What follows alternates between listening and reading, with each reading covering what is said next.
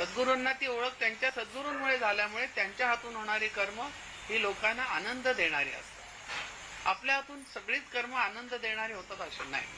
दिवसात 10 गोष्टी जर आपण केल्या तर 10 पैकी 9 गोष्टी दुसऱ्याला त्रासदायक होतात, एखादीच गोष्ट कुठेतरी बऱ्यापैकी होते. पण जो त्या साधुत्वाकडे वळला, थोडासा आता आपलाच विचार करा की एक 10 वर्ष झाली नाम घेऊन, 5 वर्ष झाली, 4 वर्ष, 10 वर्षापूर्वी आपलं वागणं, आपलं बोलणं, आपलं चालणं कसं होतं.